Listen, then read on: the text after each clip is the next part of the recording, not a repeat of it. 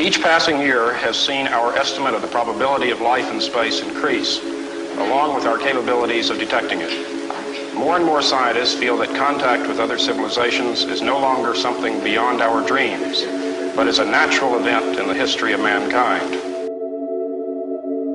I don't think we should wait until the encounter occurs, but that we should do all in our power to prepare ourselves for it.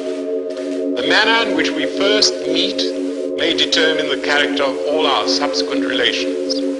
Let us never forget the fatal impact we've had upon innumerable peoples on this earth, peoples of our own species who've trusted us, befriended us, and who we destroyed by our thoughtlessness and insensitivity to their needs and their vulnerabilities.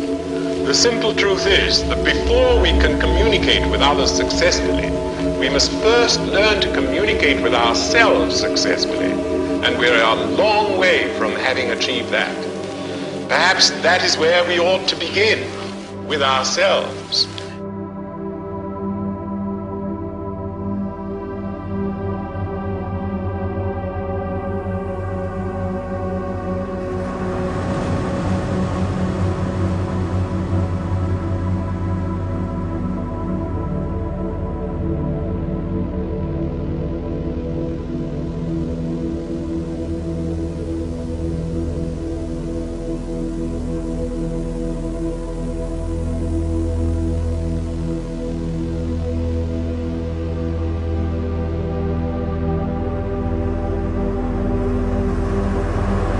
The UFO phenomena is quite an elusive topic.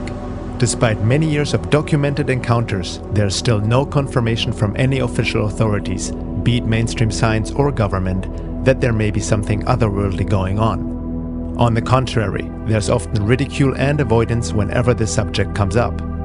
Yet most of the general public believes that extraterrestrial UFOs exist and that the government is hiding information from us. Many people have had UFO sightings themselves. However, most people also don't give it much attention or thought, believing that it doesn't really affect us anyway and that we'll deal with it once official contact has been made. But what if the UFO phenomena is not what we thought it is, but has influenced humanity and the world at large for thousands of years? What would be the implications? Our views on life and existence, science and religion, spirituality and evolution, consciousness and psychology, as well as reality as we know it, would take on a whole new understanding when looking deeper into the UFO phenomena and the possibility of a higher alien intelligence affecting our world. Maybe we're not the main show here on Earth, and maybe not even on top of the food chain. Let's not forget, not too long ago we believed that the Earth is flat. What else will we discover? In general, it is impossible to get into any discussion about this topic with people who dismiss something right away without having sincerely looked into the evidence and research. There is no point in simply discussing beliefs and set viewpoints. Discussion is only constructive when it is not limited by personal preference, beliefs, or a conditioned worldview. Open-minded objectivity is essential when seeking truth. With that in mind, we must also be discerning, because truth is often mixed with lies, especially in a topic outside of what is socially and culturally accepted. It's a big swamp, but the sincere seeker who approaches the subject with a critical mind can see that, without any doubt, something otherworldly is going on and has been going on for a while. There is one important issue that needs to be considered when dealing with such fringe topics: our own level of cultural conditioning. Many people project a certain typical image on the extraterrestrial phenomena based on Hollywood movies and sci-fi literature, which mostly tends to humanize intelligent alien beings in some way and keeps it on a very physical level, with aliens supposedly coming from another planet and acting out human qualities. What we see in the mainstream does affect how we view this topic, even if only unconsciously. The conditioning through official culture which has fictionalized this topic is deep and far-reaching. It cannot be underestimated. The question is, how to separate truth from lies? How can we find out what is really going on in this elusive field? What do we really know, and what do we just believe or assume? We should never underestimate the trap of wishful thinking and denial. Looking at it all with what the Buddhists call beginner's mind helps in the process of revealing the truth. No preconceived ideas or assumptions, but simply looking at it as it is, cross-referencing the data and research out there, using logic and intuition alike, separating disinformation from reliable information, slowly putting together the pieces of this puzzle. It is obviously a topic where no one has the whole picture, and there's still much to discover. But at one point, when you have a certain amount of pieces, you can start to see an image arising. Let's look at some of these pieces and how the image could look like.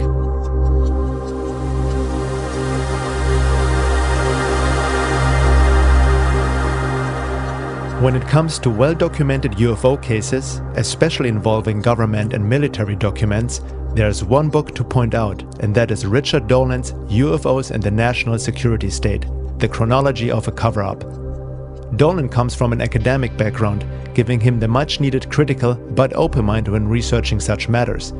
He holds an MA in History from the University of Rochester and a BA in History from Alfred University. Prior to his interest in anomalous phenomena, Dolan studied US Cold War strategy, Soviet history, and international diplomacy. UFOs and the National Security State is a historical narrative of the national security dimensions of the UFO phenomenon from 1941 to the present. Included are the records of more than 50 military bases relating to violations of sensitive airspace by unknown objects, demonstrating that the US military has taken the topic of UFOs seriously indeed. Some believe that UFOs are just developed Nazi technology or secret military projects but have nothing ET-like to them. Others explain UFOs with Jungian psychology as a projection of our collective. For anyone who doubts that the UFO phenomena is real needs to read this book. It is well documented and clearly shows that the government and military are very aware of the UFO issue and do not have a handle on it.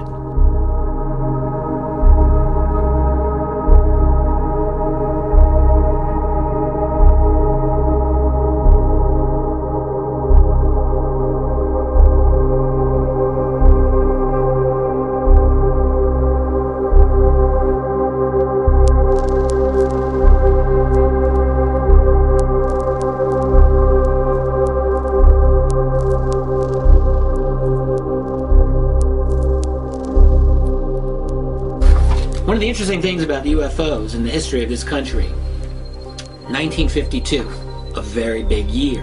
Why? Well, for one, it seemed like the entire nation was being invaded by UFOs. Civilians and military people alike around the country were watching these things. Military people reported them a lot. This is a memo from the Director of Scientific Intelligence for the CIA to the Director of the agency, Walter Beadle Smith, in December 1952, and this is what it says. At this time, the reports of incidents convince us that there is something going on that must have immediate attention. Sightings of unexplained objects at great altitudes and traveling at high speeds in the vicinity of major U.S. defense installations are of such nature that they are not attributable to natural phenomena or known types of aerial vehicle. It's the CIA. People don't just come out and say, boss, I think we're being invaded. But that's about as close as you're going to get in a classified memo to the director of the Central Intelligence Agency in 1952. The really extraordinary encounter occurred when this object detached a smaller object from it, which then pursued the F-4 interceptor. The pilot pulled an extreme turn to get away from the object, and this small object turned inside his own arc and then rejoined the mother craft for a perfect rejoin. That's 1976. What can do that today, much less 35 years ago? Well, officially speaking, we don't really know. Unofficially, I think we do know.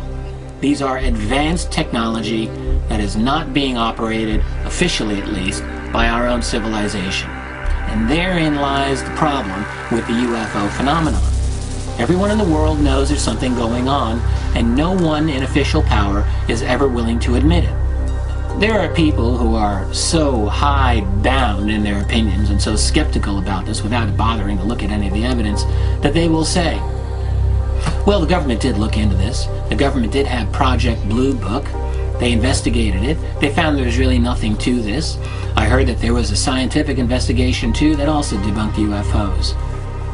That explanation to this day is used by the Air Force and by the government to dismiss the whole topic of UFOs. But here's the deal. Project Blue Book, a joke of an operation. I have a letter here from 1955 to the commander at Ent Air Force Base in Colorado Springs, Colorado, about UFO reports.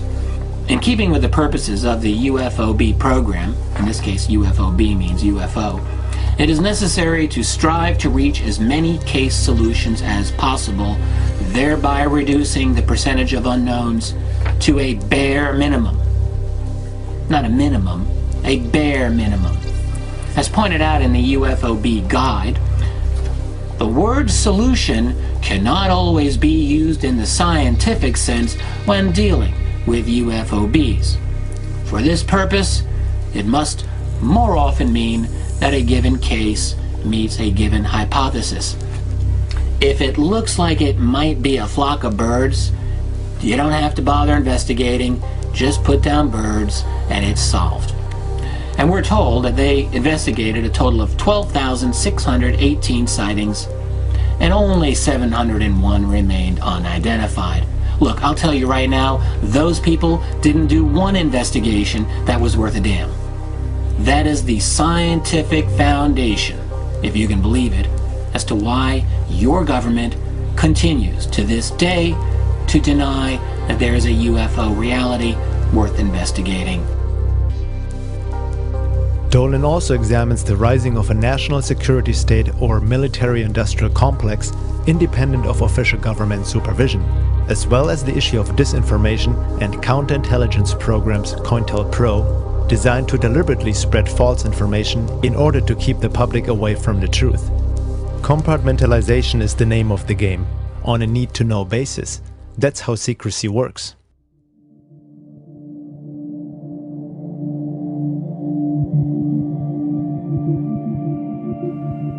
Many people who have looked into the topic of UFOs have come across the Disclosure Project, an organization under the guidance of Stephen Greer, which also reveals the government and military involvement in the UFO field. At first, the Disclosure Project seems to be a very good source and has a somewhat more serious image than your average UFO site. Greer and his project is quite popular these days, especially in the New Age movement.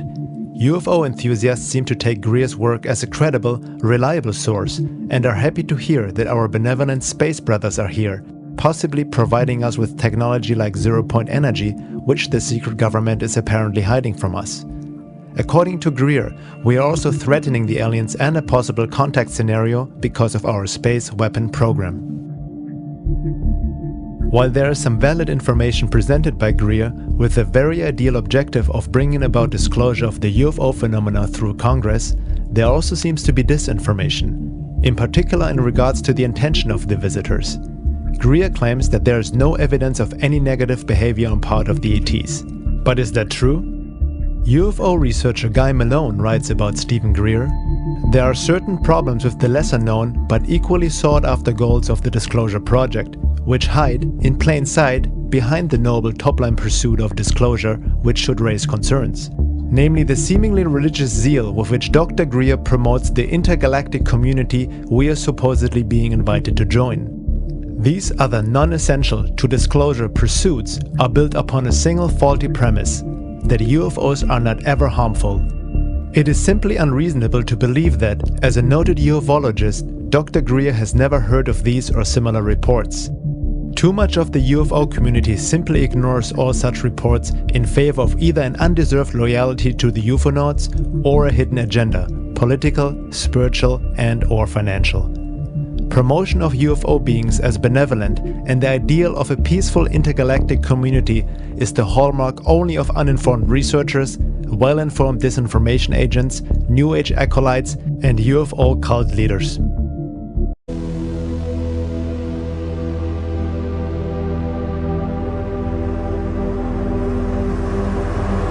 The UFO phenomena is quite an elusive topic. Despite many years of documented encounters, there is still no confirmation from any official authorities, be it mainstream science or government, that there may be something otherworldly going on. On the contrary, there's often ridicule and avoidance whenever the subject comes up. Yet most of the general public believes that extraterrestrial UFOs exist and that the government is hiding information from us. Each passing year has seen our estimate of the probability of life in space increase, along with our capabilities of detecting it. More and more scientists feel that contact with other civilizations is no longer something beyond our dreams, but is a natural event in the history of mankind. I don't think we should wait until the encounter occurs, but that we should do all in our power to prepare ourselves for it. The manner in which we first meet may determine the character of all our subsequent relations. Let us never forget the fatal impact we've had upon innumerable peoples on this earth, peoples of our own species who've trusted us, befriended us, and who we destroyed by our thoughtlessness and insensitivity to their needs and their vulnerabilities.